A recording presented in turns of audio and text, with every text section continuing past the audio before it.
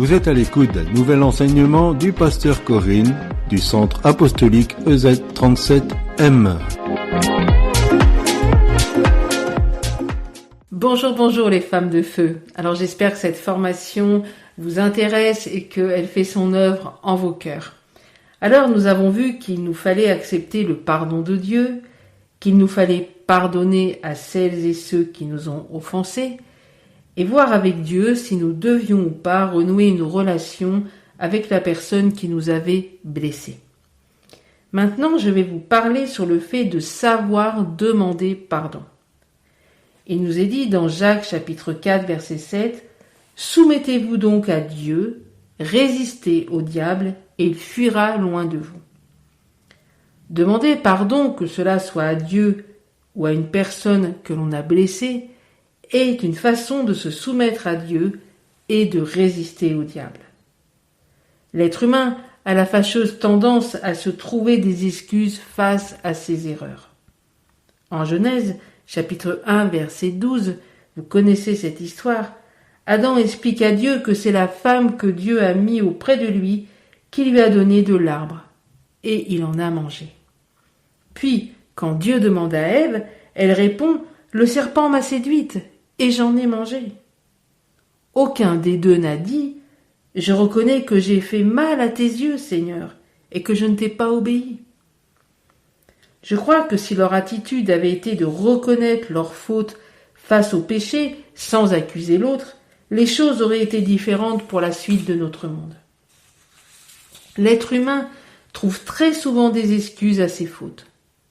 C'est la faute de mon mari, c'est la faute de mes enfants, c'est la faute de mon patron, de l'État, bref, la liste est longue. Nous trouvons trop souvent des excuses pour justifier nos mauvais comportements, pour justifier nos mauvaises attitudes et nos manquements. David, cet homme appelé l'homme selon le cœur de Dieu, a été appelé ainsi non pas parce qu'il n'a pas eu des erreurs de parcours, mais parce qu'il reconnaissait ses erreurs et faiblesses sans fioriture. Nous devons assumer nos choix de penser, de parler, d'agir et savoir demander pardon quand nous avons causé du tort. C'est d'ailleurs de cela que nous parle Matthieu chapitre 5 versets 23 et 24 qui nous dit « Si donc tu présentes ton offrande vers l'autel et que là tu te souviennes que ton frère a quelque chose contre toi, laisse ton offrande devant l'autel et va d'abord te réconcilier avec ton frère. Puis viens présenter ton offrande. » Ce passage est souvent utilisé pour dire de pardonner. Mais je pense véritablement que ce passage ne veut pas dire cela, mais qu'il veut nous dire que si nous nous rappelons que nous avons fait du tort à quelqu'un, et que le Seigneur nous rappelle que ce frère ou cette sœur a des raisons de nous en vouloir, nous devons aller lui demander pardon afin de nous réconcilier. En tout état de cause, demander pardon à une personne doit provenir d'une conviction dans notre cœur. Car si nous allons demander pardon à quelqu'un pour faire plaisir à Paul ou à Simone, cela ne sert à rien. Nous devons avoir un cœur sincère. Un cœur droit est important devant Dieu. Que cela soit vis-à-vis de lui, mais également vis-à-vis de ceux et celles que Dieu met sur notre route et parcours de vie. Dans 1 Roi, chapitre 14, verset 8, Dieu dit « J'ai arraché le royaume de la maison de David et je te l'ai donné. Et tu n'as pas été comme mon serviteur David, qui a observé mes commandements et qui a marché après moi de tout son cœur, ne faisant que ce qui est droit à mes yeux. » Incroyable, non? Voilà comment Dieu voit un homme, une femme qui reconnaît ses fautes.